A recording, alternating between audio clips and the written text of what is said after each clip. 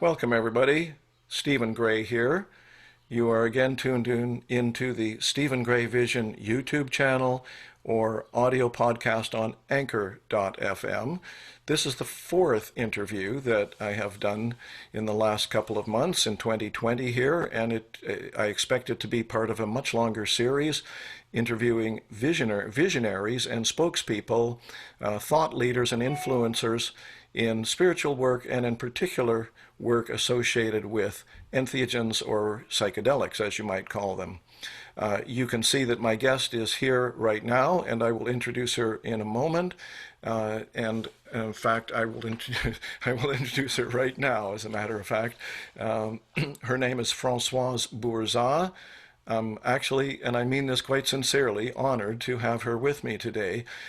She has a book that I just finished reading for the second time, which is a really remarkable book. I was just telling Françoise before we got on that, before we started the recording, that there's a statement on the back of the book that pretty much says it better than any other statement could. And the book, by the way, is this one. Hang on a second. Consciousness Medicine. And if you're just hearing this on Anchor.fm in the audio podcast, the subtitle is Indigenous Wisdom, Entheogens, and Expanded States of Consciousness for Healing and Growth. And for anyone who's not aware, if there are people out there who are not aware of the word entheogens, that's a synonym for psychedelics. And this is the little statement on the back that I mentioned. A comprehensive guide to the safe and ethical application of expanded states of consciousness for therapists, healing practitioners, and sincere explorers. And before I actually start asking questions of Françoise, I'm going to read her biography, short one. Françoise Bourzat is a somatic counselor in the San Francisco Bay Area. In collaboration with healers in Huautla, hope I pronounced that reasonably close, de Jimenez, Mexico, she has practiced and guided ceremonies with sacred mushrooms for the past 30 years. She teaches at the California Institute of Integral Studies in San Francisco and runs online courses and lectures in various institutions. Franoise is one of the lead investigators in a Food and Drug Administration approved research program on psilocybin-assisted therapy for COVID-related grief in Los Angeles and collaborates with various physicians on treatment projects. She also trains psychedelic guides internationally and is the author of the book that I just mentioned a moment ago, Consciousness Medicine. And it truly is comprehensive. So welcome, and again, thank you for joining me, Françoise. Thank you for having me. Yes. So I wonder if you could just tell our audience here a little bit about yourself and how you got into the work that you have been doing these last, you've been, I think, teaching guides, psychotherapeutic guides for and therapists and so on for work with entheogens for, I think you said 25 years, but you've been involved with this kind of work much longer than that, correct? That's correct. Yeah. So my path around this practice has been that I came to the United States in '81, and I studied body work and movement practices. And then I came across some very interesting people who were psychologists and were using various substances in conjunction with their psychotherapeutic practice for development, for insights, for personal growth, for spiritual openings. And I was able to myself go under this form of psychological approach. That turned out to be extremely healing for me, extremely enlightening in regard to my own psychological work, as well as my sort of spiritual path. And I decided to sort of go into that line of work So I went into studying psychology and acquired some master's degree and various trainings to really stabilize and create a foundation for my psychological understanding of these practices. I then went into assisting and helping my original teacher in his work with individuals and groups using these methods. So that gave me a direct sense of apprenticing with him and helping him for about 10 years. And then in the end of 1990s, I had the chance of going to Mexico and be introduced to a woman who was a master in the mushroom ceremonies. She's an indigenous origin of the Mazatec population in the southern part of Mexico. We have this tradition of using sacred mushroom for healing and spiritual practices has been unbroken for thousands of years. So being immersed into her world and her tradition over the last 23, 24 years has been really very formative for me and very insightful, and of course a great honor, a great sweet connection and collaboration with her and her family. She now passed away, and I continue her work and that collaboration with her children. So this path has been a path of learning, essentially, and wonderful opportunities that came my way. Yes, well, it's very clear from the book that you've had a remarkable life up to now, and hopefully a few more decades to come. Excuse me, I'm just putting in some hearing aids here. Yes, this is not along the main lines of thinking for today, I don't think, but I'm just curious personally about this one. It sounds like you were in the Bay Area when there was a little kind of window of opportunity, so to speak, where MDMA had come into the therapeutic picture, I think in the mid-70s, and had a little heyday for, I think, close to 10 years before it was made illegal.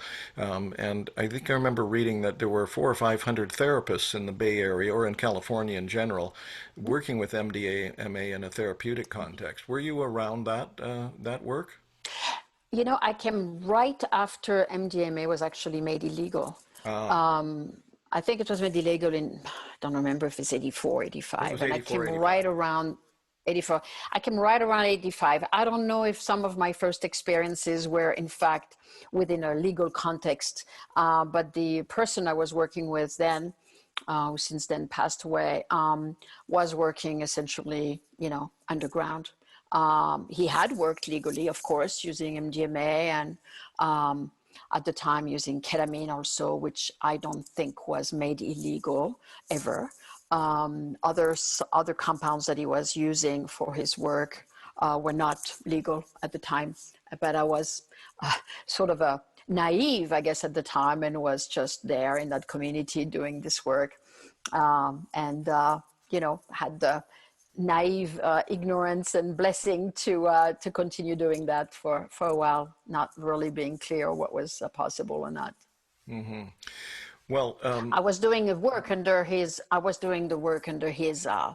could I say? He was the leader. It was under his name that this work was done, and I was right there, and I was basically, a sort of a lead assistant. I don't know what to call it, but I was really right there by his side. And so essentially we were doing the work together, but it was, people were coming to see him. Mm-hmm. Well, I hope I remember to ask you this question later, but I don't want to get into it now, about some of the differences between, and perhaps similarities between, these different sacramental medicines. But I'd like to save that one for later, and hope, as I say, I hope I do remember it. But Sure.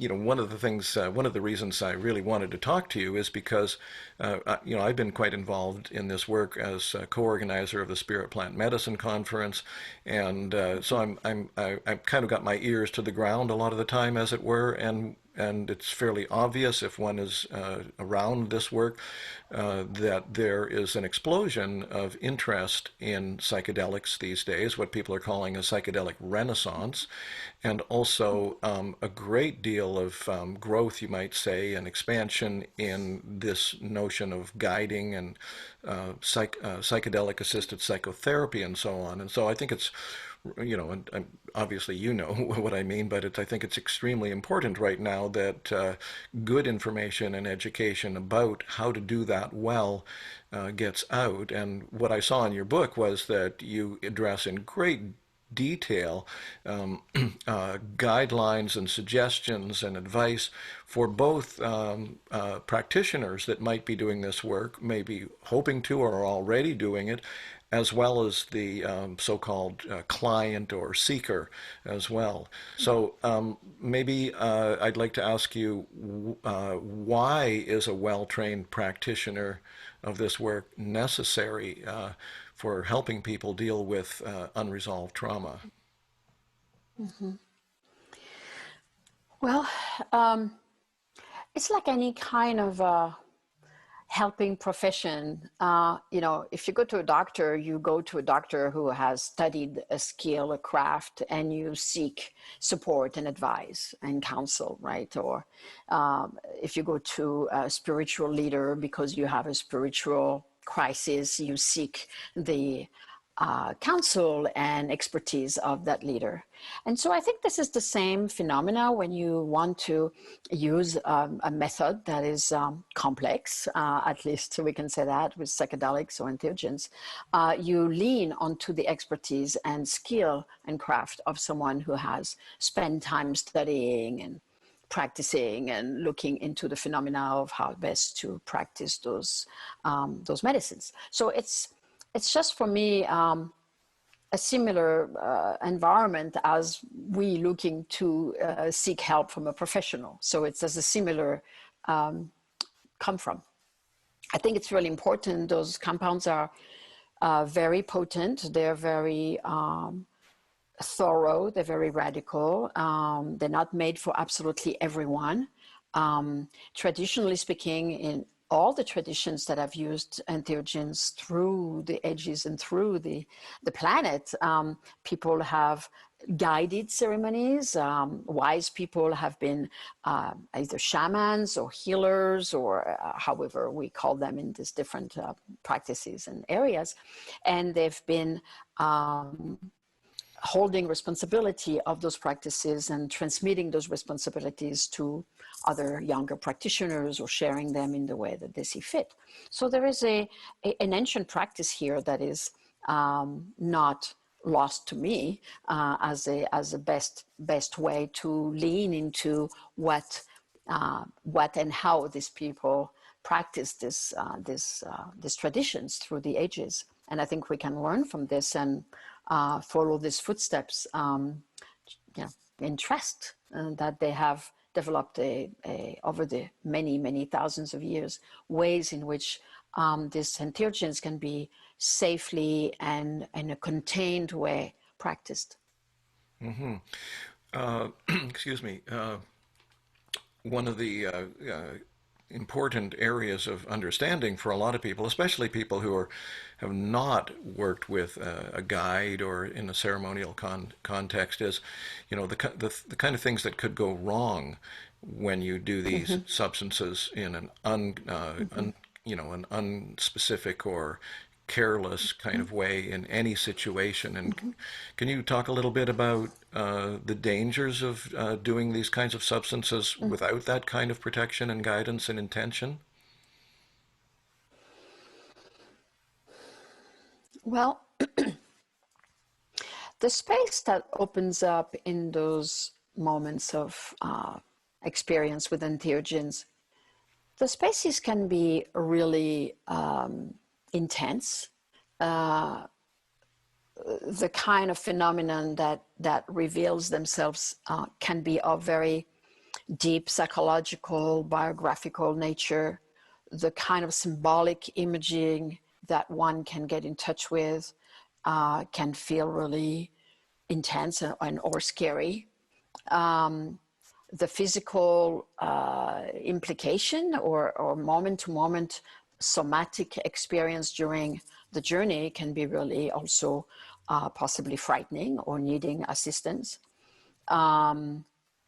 The disorientation that can take place, of course, depending on the dosage, can really feel very fragmenting and scary.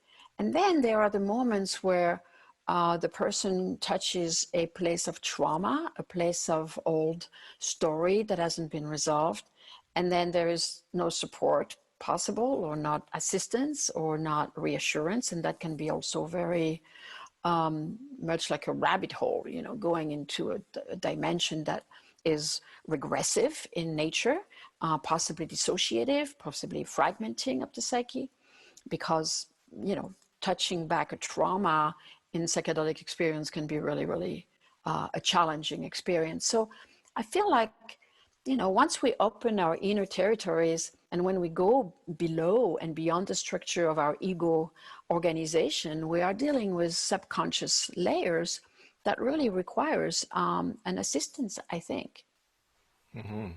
I agree completely. Yes, and you know, I'm old enough to have been around for the first wave of psychedelia. You know, Mm-hmm. in the very late '60s and early '70s and so on. Yeah. And you know, I'm personally aware of, and not to mention stories I've heard about other people, or you know, people that I didn't know, of a lot of Mm-hmm. people who were damaged at the time because of just what you're saying. You know, that people That's get right. into these kinds of spaces, they're in a sense re-traumatizing themselves from early trauma, and then there's no, they're not getting any catharsis, any release on these things. That's And right. some people have, That's right. you know, I don't want to make too fine a point on it or exaggerate the Mm-hmm. numbers. I don't know, but I think some people have Mm-hmm. actually lost their way permanently. You know, they've never really come back from that because they never did Sure. get that help. So, on a related note, in that sense, you have commented, I think, on there being some problems with what I think your term was the neo-shamanic movement. Um, Mm. uh, could you give me your take on what's going on with that that concerns you? Well, you know, I think that the neo-shamanic movement has its beauty and has its pitfalls. The beauty is that we in the industrialized world or the more modern environment, I say that in contrast with a traditional indigenous environment in which those practices are, you know, lending or leaning into. Um, in this in this more modern world, we have a tendency to borrow rapidly and freely from traditions and create context for sacred work and work within Theogens, which is actually um, okay. It's actually okay to take meditation and yoga out of Indian practices and bring them into our, you know, Los Angeles, San Francisco, New York area, and have a good, you know, borrowing of this lineages and practice them in good faith and in good respect. I think that the danger or the pitfalls in this neo shamanism is the fact that people tend to rapidly feel authorized and entitled, or maybe a little bit arrogant in sharing some practices and skills where they are not necessarily deeply skilled in the craft, or even straightforwardly authorized in the passing on of these traditions from the original holders of it. So that is the balance between, you know, sharing something that has been wholeheartedly and genuinely learned and eagerly shared for the benefit of other beings, and then this kind of arrogant entitlement and you know, ownership of something that hasn't been really fully delved into and practiced. Yeah, I think the problem with a lot of people in these so-called modern worlds is we don't know what we don't know, right? Mm-hmm. Yeah. Mm-hmm. On a, Yes, I think there is a goodwill. I think there is a good so for a lot of people, there's a genuine goodwill in passing on some practices that are efficient and are really healing. And so yeah, there's a lot of what people don't know what they don't know. Yeah, there's a lot of Yeah, that going indeed. on. Yeah. Yeah. So on another related note, I'm quoting you from the book here. You said, "I feel it is a mistake to consume a sacrament without understanding its cultural context." Could you elaborate on that thought a bit? Well, a sacred substance such as mushroom or ayahuasca or iboga or mescaline containing cactuses are consumed, they sort of belong to a tradition. They belong to a very sacred, spiritual, communal, ecological experience that is embedded into a culture, a population, a locality, right? So every medicine, every substance is attached to a landscape, is attached to a language, is attached to a series of rituals, is attached to a whole indigenous knowledge and wisdom. And we ought to understand where these medicines come from. If we got to use one, we cannot just pluck a mushroom out of an indigenous tradition and pretend we know it, if in fact it's so embedded and connected and rooted into an entire cosmology, an entire practice. Hmm. So I believe in the wholeness, in the gestalt of this of these medicines and their very personal environments. Mm. Yeah, I mean, what the rituals are doing in the desert is not the same thing than the ayahuasqueros are doing in the jungle. It's a very different environment, very different population, and very different lifestyle. And so we got to understand that each medicine has its own history and its own template and its own environmental location. Well, I was hoping to save this question, as I mentioned, till later, but you're kind of segueing into it already. Mm-hmm. So maybe I'd ask you Mm-hmm. now if you could talk a little bit about how you see the differences between, say, ayahuasca, peyote, the sacred mushrooms, the psilocybin-containing mushrooms, maybe huachuma, also known as San Pedro, for example. Mm-hmm. You've just pointed out that they have very different historical context. Mm-hmm. But perhaps you could say a little more about how one works with these or what kinds of differences in the real world they have. Well, so first I want to disclaim that I'm not a specialist in all the substances. My um, medicine of choice or destiny has been the mushroom for sure. So I don't want to be claiming any knowledge from my peers who are more delving deep into ayahuasca knowledge or into Wachuma knowledge. Or, I really don't want to be disrespectful. My personal experiences with various substances and knowledge of people in the tradition as well as carrying the tradition is that each substance has its own flavor, has its own tendencies, has its own healing mechanisms and process. So, the mushroom is a small organic being that grows very rapidly and belongs to the big mycelial intelligence and body that grows underground, which tends to go inside our shadow material and the places that are unseen and unknown from us. So that is a lot of what the mushroom is really about, facing shadow and the web of connectedness amongst all parts of ourselves and the universe and people.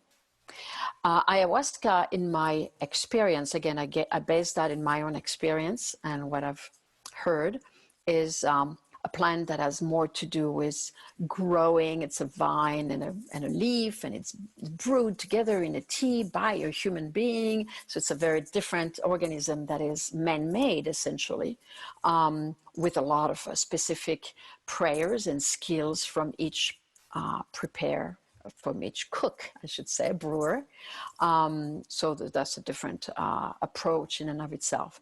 And then ayahuasca is as a system of purge. So the way the medicine seems to work on the physical and emotional body is through a process of purging and vomiting and diarrhea and all this process of really liberating the body from the toxicity that it may have carried and sort of stored over time, and toxicity of oneself and of the world around. So it's a process of purification. The process of mescaline-containing cactuses, may it be peyote of Huachuma, San Pedro cactus, for me is different because it's less visionary in terms of changing the perception of the external world and internal world. And for me, it has more to do with perceiving in a sense of a matter-of-fact, here and now reality of what is, and my the principle of evidence of reality, what is my door of perception, literally, of myself and the world, but in a way of clarity and precision. So it's less about distorting and high emotional content and more into a realistic, objective reality. I have not practiced Iboga, so I have talked at length with a Iboga master from Gabon and talked to practitioners who have related to me that Iboga is connected with reviewing one's past and seeing one's past and past generations and relationship with ancestors as a way of support and as a way of bridging time-space continuum where the ancestors and the present and the future is one in a thread of unity. So this is what I've heard. Again, I have not practiced, so I cannot come from my own personal experience with that. Yeah, very interesting. This notion of the ancestors I find interesting because it's not a particularly familiar concept or experience to most of us, quote unquote, moderns, I would say. And you've said in the book, let me see, I think I may have quoted it here, but well, I haven't an exact quote, but you said something to the effect that the healing benefits that come out of the kind of work that you've been doing benefit both the future generations, which is fairly easy to understand because of the eminence that you would, bring into your world and to the people around you and your children and so on and so on. But you've also said that there can be an influence or even a healing of your ancestors, and that's the part that I think is quite an unfamiliar concept to people in our world. And I wonder if you could elaborate on a little bit on how that functions. In the space of the mushrooms, there are no concept of time. So we certainly lose our orientation as far as space, where we are in the room, or that the other side of the planet feels very close to our own location, or our childhood memories of where we grew up is right here present in the room with us. We understand that the location, the idea of space and location is very unified in that experience. But it is also true for time.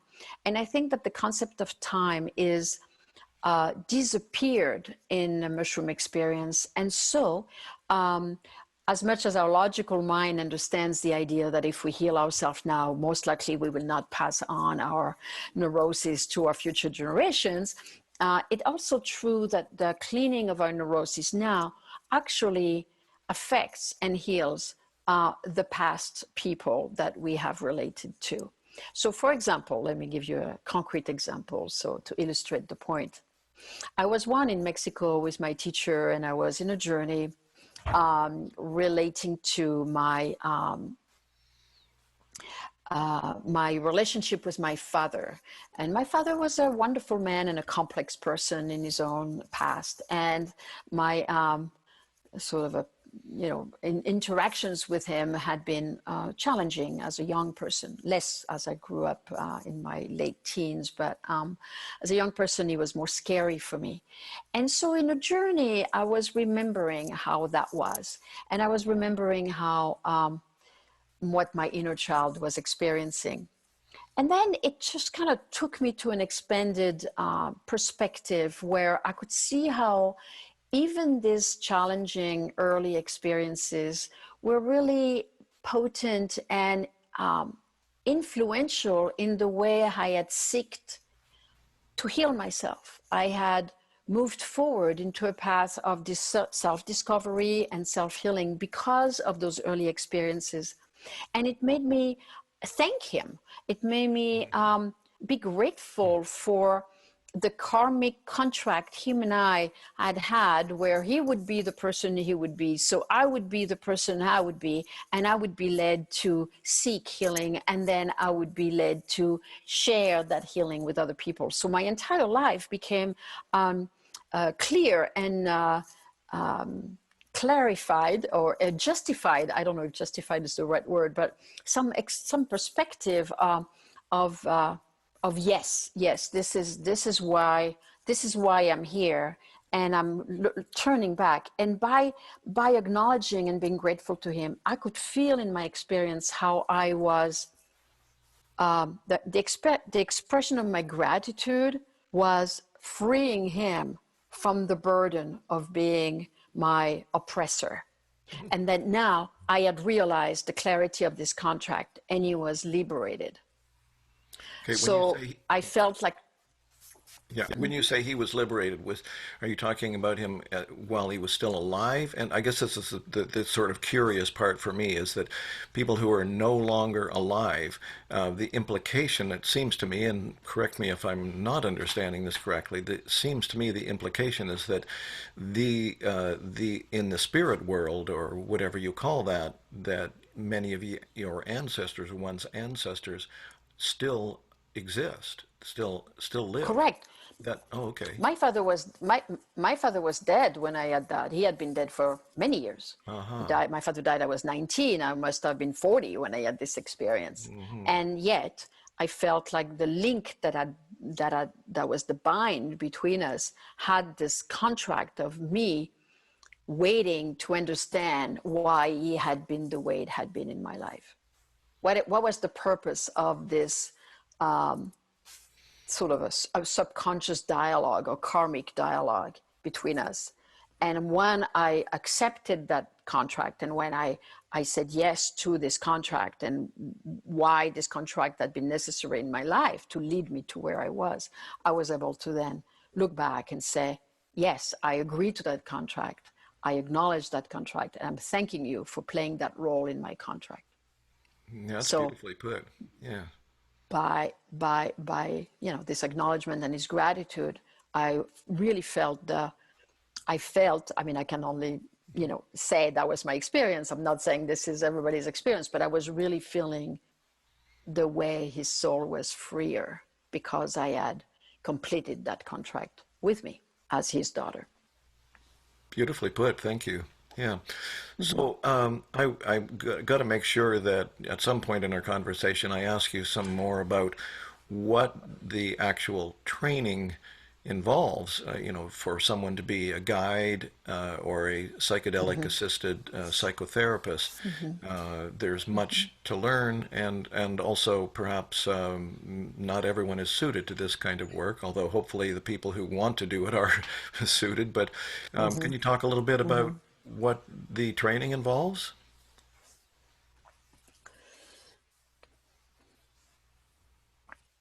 I think the training, I believe, or the way I do my trainings, I believe that people attracted or called to this path of wanting to assist and provide an environment for people in those experiences with mushrooms, at least I can talk about that. need to have a strong personal awareness, meaning they have had to do some therapy work themselves to have a perspective onto their life, their childhood, their parents, their lineage, their current human struggles and their current human strength and gifts and nature. So a personal knowing of oneself through therapeutic support, meditation practices, all of the above, not either one, but all of the above. And it's really important to create a foundation of self-awareness, you know, consciousness being also a process of self-awareness. I think one has to be in good relationship with their own body and their own health and their own self-care.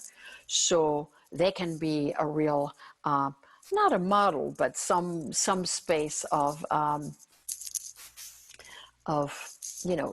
support that is in integrity, right? That is walking their talk, you know, of being in a healthy body in order to be in a healthy vehicle to carry over life and those experiences. And then I believe, because of my training and because of how I was initiated into this work, I believe in the value of a psychological training as a foundation to offering those spaces as a practitioner. And that means not necessarily a graduate training, but some training in some form of program that trains in the psychological understanding and psychotherapeutic skills and tools and approaches and therapeutic container relationship, the process of ethics, of the dynamic between a person who is holding a space and a person who is receiving the space is a great important dynamic to be aware of. The process of projection, the process of trauma work, the process of attachment work, and all those repairs that can be done within this context of entheogen practices. So I feel that that's an important part. And then an essential part is to have good mentors, good people who have gone through themselves the process, the education, the practice, who have held space for other people, who have been able to support people through their processes during or and around the psychedelic work. So people with experience and wisdom. And so good teacher, good mentors. And finally, one should have, of course, a knowing of that space themselves. So it is important for someone who wants to offer the space to know the space. Being a guide, I call the guide in my book, there's a lot of vocabulary, discussion around, is it a guide, is it a seater, is it a facilitator, is it, who, a friend, what is the name of the person? But essentially, in my view, in the way I have studied this work, in the way the tradition holds this work, there is an elder or someone who is more experienced than you, who knows the territory, who takes you on an exploration, which will be your own, but the container that is created because someone has been in those places, or the magnitude of those places. Of course, nobody knows what the experience will be, and we can never project or assume we know where anyone goes. But someone who has done a lot of personal exploration is indispensable for having a sense of what may happen or the different possibilities of these experiences. Well, that all makes great sense. Thank you for sharing that.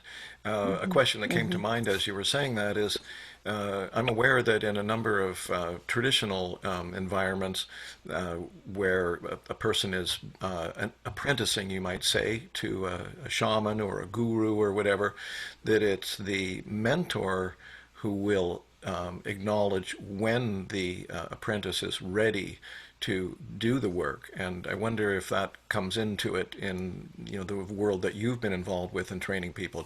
Is there kind of a point where you say, I think you're ready to go and do this now, or do you sometimes have to say, I think you're getting a little ahead of yourself?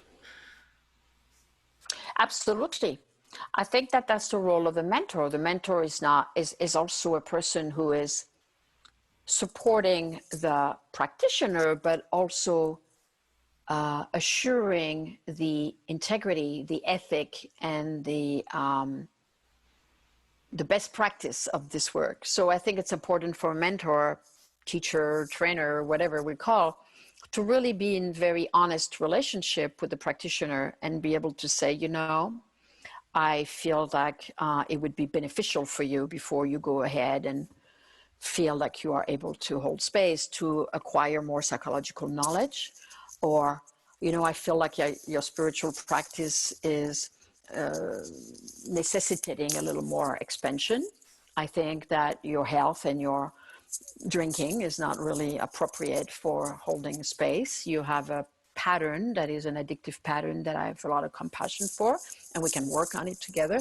And it will be important for you to have more sense of alignment and integrity before you can support someone who may have a similar situation, and you would be in a zone that you will not be able to guide them or advise them or be a counsel for them. So yeah, the mentor is giving the feedback to the practitioner and giving them the green light and the blessing to practice. Yeah, excellent. I think some people would say that it's important for a practitioner to maintain that relationship with a mentor always, like, you know, even while they have started doing the work on their own, you know, just to have that kind Sure. of reality check, as Sure. it were, you know, in an ongoing way. Mm-hmm. Does that tend to happen with your students a lot? They tend to keep in touch and check in with you once in a while, or the people that you've trained and their students? Absolutely. It's a request, a required condition of being part of my community is that everyone in the community has a mentor. I have a mentor. I have been in the space for over 30 years, and I have a mentor. I have a person to which I call to on a regular basis to talk about my practice, talk about some of the clients who, you know, travel with me and come back and the situation that may have happened there. And I need to be able to be hesitant, to be unsure. I have to be able to feel comfortable in receiving support and ongoing continuing education, so to speak, you know. And in the community I have, everybody's has a mentor and maintains a mentor. The mentor can change over the years. Some people decide to have a peer mentor after some years of, you know, them doing their work, or, you know, the way they see fit. But everybody has a mentor to lean on and to connect with and to seek support and be really in an ongoing dialogue of expanding their solidity and the knowledge. Mm-hmm. Excellent. Another question I want to make sure we get to today is you've used this term several times in the book called the holistic model for a balanced life, and I just wonder if you could explain that a little. Mm-hmm. You know, when I was thinking of teaching this work, I was thinking of the human experience. You know, what creates the multifaceted aspect of a human experience, and how do we best look at these different facets in a way that can make someone feel supported, you know, entirely. And so you know, the aspect of the body, mind, spirit has been integrated in life and in the medical field, even through meditation practices and the importance of diet for feeling better on the stress and the mood level. And, you know, this integration of body, mind, spirit axis has been now pretty much, you know, assumed by many different psychological and medical approaches. The aspect of community and environment felt to me really important to add to this trilogy of sorts, because we are in community, we are of a tribe, we are from a family of origin, to our cohort at school, to our neighborhood, to our, you know, group of shared interest and spiritual practices. And so we are essentially a tribe. We are tribal, and so we need to include the community aspect to a very important facet of our human life. And then the environment is, of course, where we live and the nature around us, and the impact and the interface we have with this dimension of the environment is an essential part of what creates and supports and fuels our psychic space as well as emotional space. And our spiritual space, of course, when we're in nature. So I feel like this holistic model is taking in consideration these 5 aspects of the human life. And it became a roadmap. It became a way in which I could work with clients in observing the way they are and they address or live through each of these aspects in a very attentive and caring manner. And like I said, this holistic aspect for balanced life also includes these 3 qualities of wisdom, creativity, and love, meaning wisdom is the way we know and the way we see and the way we experience. So having wisdom about a spiritual practice is because we know it and because we practice it, right? So that's the wisdom piece. And looking at one's life with wisdom is a way to really be in clear awareness, in clear reality and honest investigation, so to speak, right? So that's important to draw wisdom to what we look at. The creativity is the power of making changes and altering and creating literally new ways and new patterns. This is important if we want to grow, if we want to transform, if we want to aim at a better, more healthy, more balanced relationship or diet or personal happiness, right? We have to make changes in life, and that's part of the creativity. And the love part is certainly an emotional state in this case, because it's about being caring, it's about being compassionate and tender towards the parts of ourselves that have been wounded or limited or truncated or hurt. And the looking at this entire model has to be done with a sense of tenderness and gentleness, or else it becomes a strict critical overseeing that can be very harsh. And so I really want to permeate and infiltrate this whole approach with a sense of care and support. So the model has been really interesting because people have been able to look at themselves in ways, and I got a lot of feedback from my website, from the book, people practicing these inventories and this looking at themselves, and they really feel a sense of clarity, a sense of honesty, but a sense of care. So they are self-generating transformation out of self-care and clarity, which is really a very nice feedback to the way this model is being used. Yeah, excellent. Well, thank you. Well put again. That subject seems to me to segue naturally into the subject of integration. And you took a lot of pains to go into a lot of detail about integration, both as guidance for the practitioners and for the I don't know what you call them exactly, the seekers or the clients, whatever. Both populations get a lot of help from the book, and and it, of course, it is a very important topic. It's come up at our conference a number of times that, you can have these remarkable experiences, but, one of the it's almost like a joke. Sometimes people say that, somebody might have had 150 ayahuasca experiences and still, not much a better person than the person was 150 sessions ago, So could you talk a little bit about, actually, I'm guessing that a fair number of people that will watch this and will listen to this are familiar with the basic principle or idea of integration from these powerful altered experiences, but you've gone into some quite sharp insights and detail in the book that were, a lot of it was kind of fresh to me. I really liked it, and I wonder if you could just talk a little bit about why, how, and what of integration.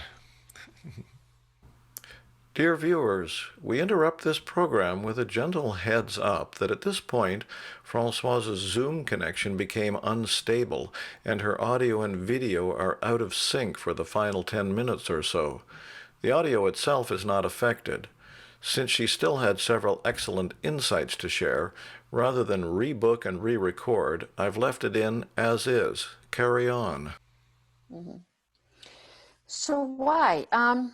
I believe that there is something in the psyche, or there is something in the person seeking those experiences.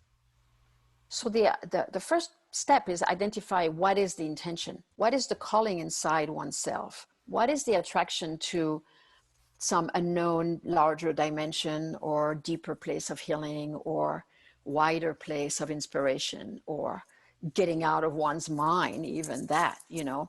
So why? What do we want to accomplish? Why is this?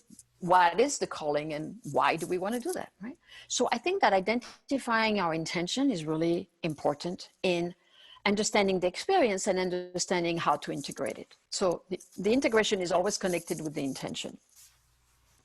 The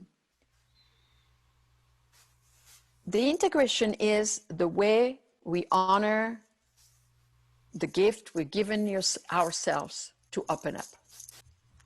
So we decide to open up, we undertake the journey, which can be an ordeal or a wonderful blessing. And we open a very deep, personal, sacred, transcendental, or gut-wrenching space inside ourselves. And that is a place of deeper understanding, deeper healing, deeper possibility. And we need to be honoring of that intention and of that space itself. The grace and the inner beauty of this gift is calling for an honoring. And so integration is honoring the whole step of wanting, gifting, and going through the journey. So integration is about reflecting on the intention. It's about narrating the content of the experience. And it's about witnessing how the experience landed in our physical, emotional, spiritual, relational body. Meaning, what are the differences? How do I feel after that journey? How do I relate to my children? How do I see my work? How inspired I am to be in nature? How do I sleep better? I mean, there's different ways in which a journey impacts life. We need to track the evidences, I call it. We need to track the way a journey affects and impacts our every layer of our being. That's why the 5-aspect model comes really handy. What's happening on each aspect of my life coming out of that journey? What do I observe? What do I notice? And then when we have identified the changes, and when we have identified the way we feel like doing new things, like, oh, I did this journey and I don't feel like drinking 7 cups of coffee in the day. Or I had this journey and I came home and I really wanted to talk to my children in a different way, treating them like young adults and not like little children anymore. I wanted to share about myself. Okay, so we notice in life the things that are literally, directly changed, right? And then the work of the integration is supporting those changes, supporting the very thing that we've spent the time observing, and with the help of a guide who knows how to best navigate those transformations and supporting them, apply different practices that will support the very changes that have taken place organically. You know, one of the that's excellent. Thank you. And I'm assuming that suggests that it would be good to keep in touch with the guide as part of that integration process. But I don't want to go on too much longer. I want to be kind to people who've been patient to follow us through this long, and try to keep it under about an hour or so. Excuse me. Hang on.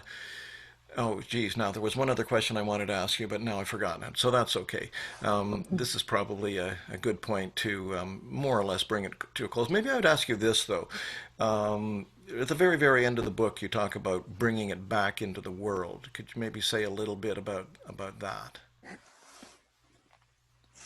Yes, I think it's a process of furthering the integration, so to speak, in a larger dimension. So we are certainly going into those experiences and coming back with some changes, some improvement, or some development of our personal, healing, and we're supporting that through integration. And then there is a space, where again, it's going into the collective, it's going into the community at large, or even the environment at large, and where our understanding or our newly grounded sense of unity and sense of vaster consciousness or sense of solidarity and sharing and communal soul and spirit wants to be that principle, that understanding really wants to be grounded in reality. So then we turn to service, we turn to getting involved, we turn to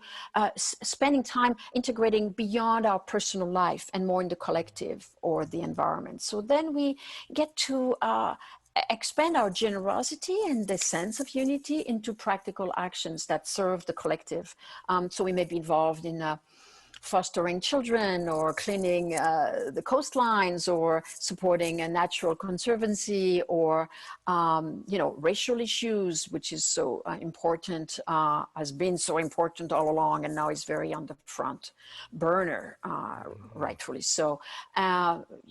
Gender issues, inequality and inclusivity. And so I think that there's a lot of actions that can be taken to serve the collective, and that's a really wonderful way to serve others rather than just serve oneself. So that's the hope, that this work on the level of individual experience can really change society, and can really sort of expand and infiltrate, as the mycelium would have, different zones of interest and even different zones of necessity, where this consciousness and this experience of healing and of wellness can be rooted as well.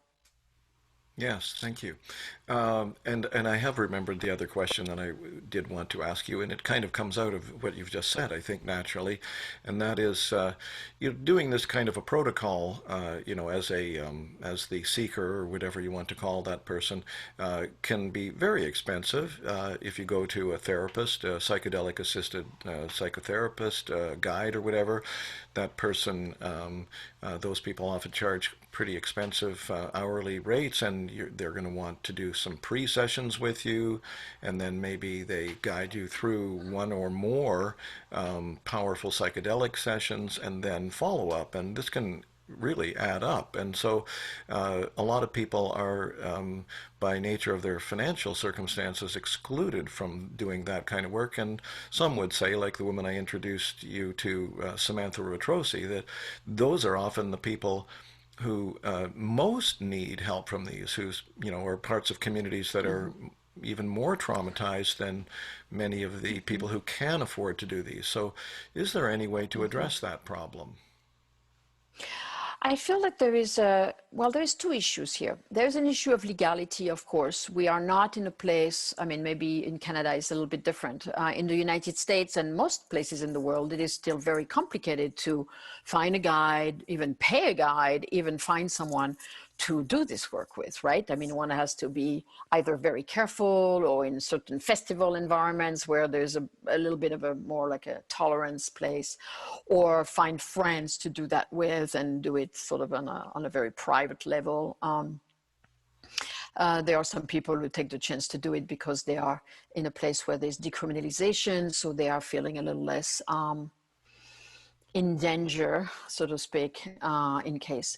I think that there is a very strong argument and a strong conversation in the psychedelic community at large to really be inclusive, to really be sharing some of this knowledge, wisdom, and practice with communities that are generally less able, or even culturally less, how could I say, less, have been less interested, or it's a matter of access, and it's a matter of cultural dialogue within the communities as well.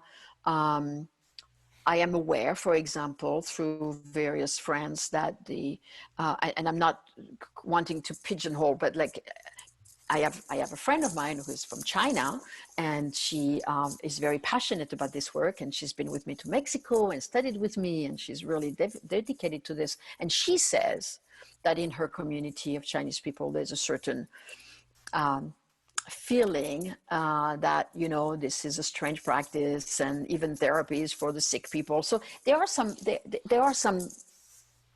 beliefs, that are lingering in some communities. So we need to reach out for the sake of sharing and for the sake of inclusiveness to broaden the access and the wisdom of those different practices. May they be psychotherapy or you know, artistic expression or entheogenic practice. So we need to be definitely reaching out and being very inclusive and sharing. Yeah. So this can be affordable, and this can be practices that are possible. I mean, in my personal way, you know, when I go to Mexico, I always have some scholarship slots for people who can't pay at all.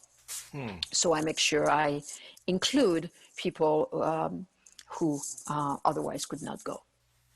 Well, So thank you. I make sure this is something, and if each of us are doing something like that, right, doing some pro bono work, or really reaching out and offering services that are pro bono, that are really inviting, I think we could have a good solidarity, you know, collective, that would support that. Well, I'm sure there are many more things that we could talk about or that I could ask you about, but as I said, I want to be somewhat kind to people who have followed for, well, I think it's about, actually maybe Great. slightly over an hour by now. And so I want to make sure that I ask you for any connections, any links that I could share with people for how to learn more about your work.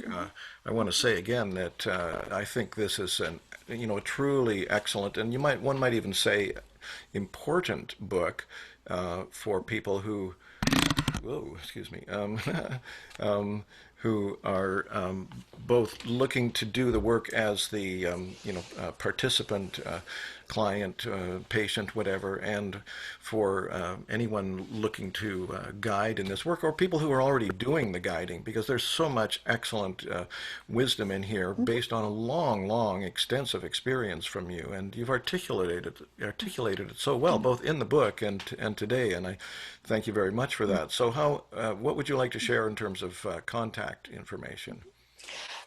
Well, people can look me up on my website, which is my name, www.françoisebourzat.com.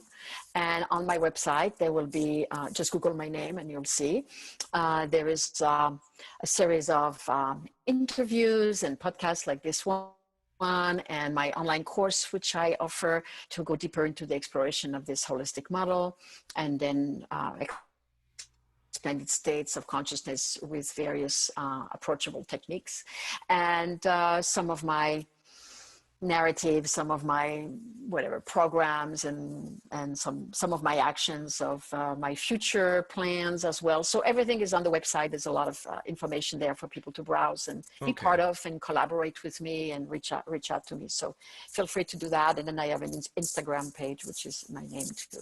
So just follow me and be with me and be informed of what my next actions are.